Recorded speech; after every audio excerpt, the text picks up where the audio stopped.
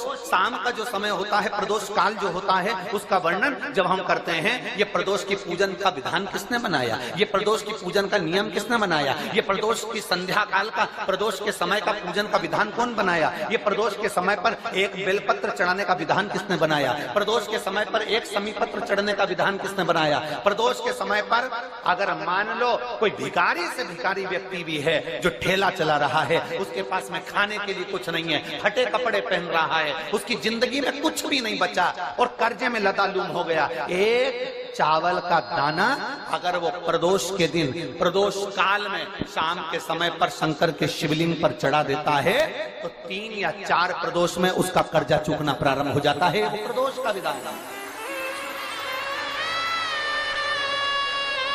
इतना ये प्रदोष का वर्णन करा किसने, इतना प्रदोष की महत्वता बताई किसने,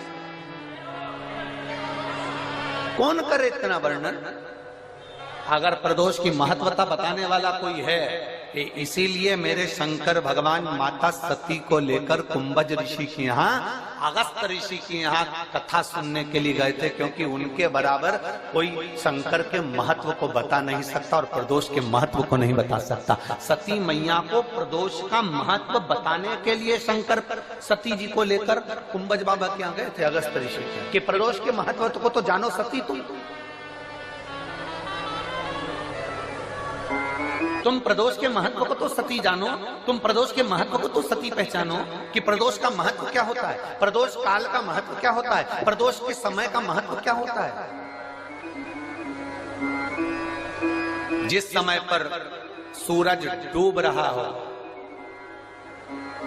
चंद्र प्रकाशित हो रहा हो, दोनों का मेल हो रहा हो, ना तो पूरा सूरज डूबा है, ना पूरा चंद्र आया है, ना पूरा अंधेरा है, ना पूरा उजाला है, उस समय को प्रदोष काल कहा गया, उस समय को प्रदोष का समय कहा, प्रदोष काल कहा। अब कई लोग हमसे कहते हैं, गुरुजी आप हमको प्रदोष का समय बताया करो कि प्रदोष काल किसको कहते हैं, प्रदोष का समय किसको कहते हैं। अब एक बात हम आप सबसे कहते, अगर हम समय देखकर बताएं आपको कि शाम को 6 बजे, 6:30 बजे, 6:30 पे लेकर 7:30 के बीच में ये समय है, या 5:30 से लेकर 6:30 तक का ये समय है, या हम तुमको बोल दें कि इतनी बजे ये समय प्रदोष काल का रहेगा या इतनी बजे ये समय रहेगा, तो देखिए कभी कभी ठंड का समय आता है तो दिन जल्दी ढल जाता है, कभी कभी गर्मी का समय रहता है तो दिन बहुत लेट ढलता है। इसलिए समय की गणना से मत चलो, आप तो ये अंदाजा लगाकर रखो कि दिन ढल रहा हो, अंधेरा होना शुरू हो रहा हो, सूरज डूब रहा हो, चंद्र प्रकाशित हो रहा हो, अंधेरा अपना काम कर रहा है, सूरज ढलता जा रहा है, दिन कम होते चले जा रहा है और अंधेरा थोड़ा बढ़ते चले जा रहा है। इन दोनों का जो मिलन का समय हो, अब वो कितनी भी बजे, आप तो बस उसके मिलन का समय निकाल लो, वही समय प्रदोष काल कहलाता है, वही समय प्रदोष काल। सुनना महाराज, सोमवार की प्रदोष पड़ती है तो शंकर भगवान कैलाश पर निवास करते हैं, मंगलवार की प्रदोष पड़ती है तो शिव काशी में निवास करते हैं, बुधवार की प्रदोष पड़ती है तो शिव रजत भवन में निवास करते हैं, गुरुवार की प्रदोष पड़ती है तो शिव गंगा के स्थल पर निवास करते हैं, शुक्रवार की अगर प्रदोष पड़ती है तो शिव नीलकंठ पर विराजमान होते हैं, शनिवार की अगर प्रदोष पड़ती है तो शिव शमी के वृक्ष के नीचे रहते हैं, और रविवार की जब प्रदोष पड़ती है तो शिव बेलपत्र के पेड़ के नीचे निवास करते हैं। महाराज, ये एकादशी शंकर से कह रही है कि आपका स्थान ये नहीं कि आप कैलाश पर मिले, उस बार को, उस तिथि। हमारे यहाँ कहते हैं सोमवार की जो प्रदोष पड़ती है वो इच्छा पूर्ति करती है, मंगलवार की प्रदोष रोग से मुक्ति देती है, बुधवार की प्रदोष कामना की पूर्ति करती है, गुरुवार की प्रदोष शत्रुओं का नाश करती है, शुक्रवार की प्रदोष सुख और शांति देती है, शनिवार की प्रदोष संतान का सुख देती है, और रविवार की प्रदोष जो काम दुनिया में कोई नहीं कर सकता वो अचूक फल की प्राप्ति रविवार की प्रदोष करा देती है। महाराज ऐसी प्रदोषों का नियम वर्णन किया चाहिए। भगवान कहते ठीक है तू थोड़ी देर खड़ी हो। एकादशी सम्मुख खड़ी हुई, पार्वती जी ने जिस अंगुष्ठ का जल पीने के लिए लिया था हाथ में, बस पीने ही वाली थी, शंकर भगवान ने वही हाथ में जल लेकर एकादशी के हाथ में उसको देकर कहा ले, ये मेरे द्वारा निर्मित एक व्रत है जिसे त्रयोदशी के दिन तूने मांगा है, मैं तुझे देता हूँ। आज इस व्रत का फल मैं तुझे प्रदान करता हूँ। अब तू जिस जीवात्मा को लेकर जाएगी उसका पाप प्रबल नहीं होगा। किसी स्त्री, पुरुष, बालक, बुजुर्ग जो भी होगा जिसने प्रदोष का व्रत करा होगा, वो जीवात्मा को तू किसी फल की कामना से नहीं स्वतः ही लेकर चली जाए, उसमें कोई कामना नहीं है। बन सके जीवन में 11 प्रदोष या 26 प्रदोष करने के बाद आप उसका उद्यापन कर कर विराम भी दे सकते। पर जीवन में एक बार प्रदोष का व्रत मौका मिले, जिस कामना से जिस दिन का भाव आपके मन में आए कि मुझे रोग से मुक्ति पाना है तो ये प्रदोष मुझे करना है, मैं और रोग मुक्ति के लिए हम मंगल जो भी आपके मन में आ रहा है, संतान प्राप्ति के लिए शनिचरी प्रदोष आप उसका स्मरण करें।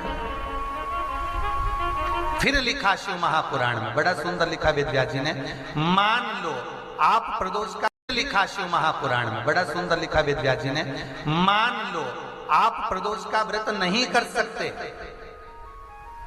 आप अगर व्रत नहीं कर सकते तो प्रदोष के दिन, प्रदोष काल में शाम का समय सूर्यास्त का कुछ पल, कुछ घड़ी के पहले से लेकर बाद तक का प्रदोष काल के अंतर्गत आप शंकर जी के मंदिर में जाकर 1 लोटा पानी, 5 बेलपत्र भी अगर समर्पित करते हैं तो संपूर्ण प्रदोष का फल आपके भाग्य में प्रबल हो जाता है। शत में नमक का सेवन वर्जित होता है। कारण क्या कारण होता है?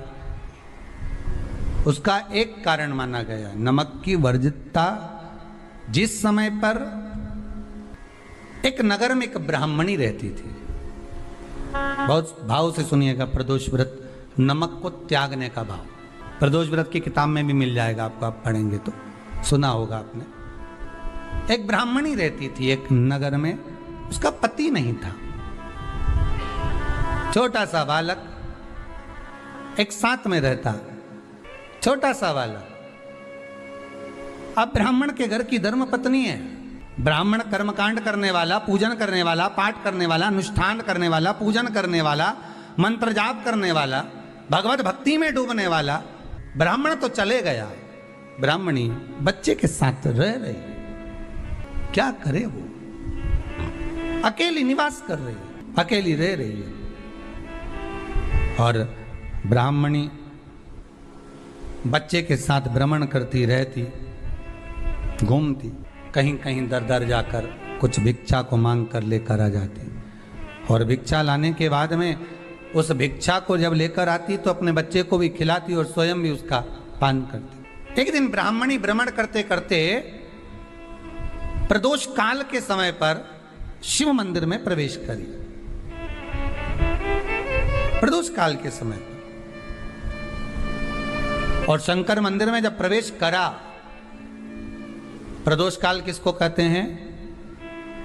सूर्य अस्त हो रहा हो, रात्रि प्रवेश कर रही हो, दोनों का जब मिलन हो रहा हो वो प्रदोष काल कहलाता। दोनों का जब मिलन हो रहा, सूर्यास्त हो रहा हो, रात्रि अपना चरण बढ़ाने के लिए आगे बढ़ रही हो और दोनों का जब मिलन हो रहा है, वो प्रदोष काल है, वो प्रदोष का समय है। ब्राह्मणी मंदिर में प्रवेश कर रही है। जब ब्राह्मणी मंदिर में प्रवेश करी, मंदिर के अंदर पहुंची, प्रदोष काल का समय था, प्रदोष का समय चल रहा था। और प्रदोष काल के उस समय में, प्रदोष काल के उस समय में जब ब्राह्मणी ने देखा कि कोई भगवान की भक्ति में लगा हुआ है, भगवान के रस तत्व में डूबा हुआ है, आज ब्राह्मणी के पास में कुछ पदार्थ नहीं है, अपने बच्चे का पेट भरने के लिए कोई सामग्री नहीं है, और कुछ आस लेके वो प्रवेश करिए, कुछ आस लेकर वो अंदर प्रवेश कर जाती है। कोई ऋषि की पत्नी, कोई ब्राह्मण जन की अर्धांगिनी उस प्रदोष के समय पर शंकर का अभिषेक पूजन कर रही थी, भगवान शिव की आराधना कर रही थी, भगवान की भक्ति में डूबी हुई थी। जब भगवान शिव की आराधना में डूबी हुई है, आराधना कर रही है, इस काल में वहां पर पड़ी हुई कुछ वस्तु को इस ब्राह्मणी ने मांग लिया। मेरे बालक को बहुत भूख लगी है, मेरा बच्चा बड़ा भूखा है, इसके भोजन लेते ही कहा इसमें तो स्वाद नहीं है, इसमें स्वाद नहीं है। उस ब्राह्मणी ने बड़ा सुंदर एक संवाद कहा। घर का जो बड़ा होता है ना, घर का जो बड़े होता है, घर का बुजुर्ग जो होता है, घर का जो प्रथम स्थल प्राप्त करने वाला, मेन कुर्सी पर अच्छी जगह पर जो बैठने वाला होता है ना, ब्राह्मणी कहती है वो कभी किसी वस्तु में ऐब नहीं देखता, मिनक नहीं निकालता। तो अन्नकूट की तारीख पे इनका नाम लिख लो, और अगला अन्नकूट आए तब दोनों की दशा देखना। एक जो चुपचाप खाकर चले गया, भगवान के प्रसाद को प्रसाद मानकर, प्रभु का दर्शन मानकर लेकर चले गया, वो उन्नति की सीढ़ी पर चढ़ता चले गया, और जो मिनक निकालता रहा वो साल भर खटर पटर की जिंदगी जीता रहा। भगवान के प्रसाद में कभी भी ध्यान रखिएगा, भगवान के प्रसाद के अंतर्गत स्वाद की कोई मूलता नहीं होती। भगवान का प्रसाद स्वयं स्वाद है।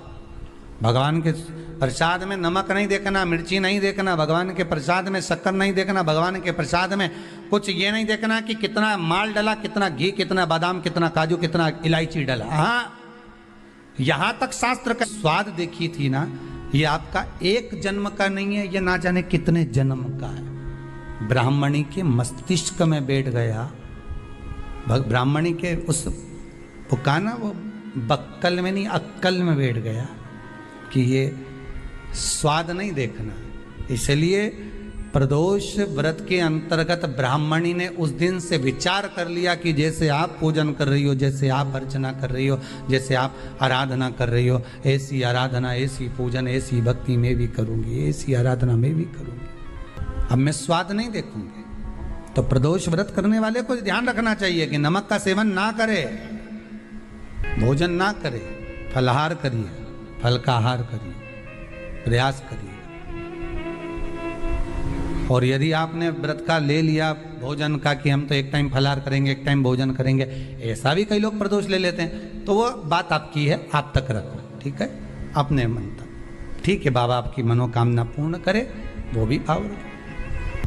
अरे भगवान को धन्यवाद दो कभी कभी कि तूने अच्छे घर में पैदा किया, अच्छा परिवार दिया, अच्छा पति दिया, अच्छी पत्नी दी, अच्छे बच्चे दिए, अच्छा कुटुंब दिया, घर दिया, दुकान दी, जमीन जायदाद दी, शरीर अच्छा दिया, हाथ पैर आंख नाक मुंह सब बढ़िया दिया, एक के भी निपटा के नहीं भेजा तूने।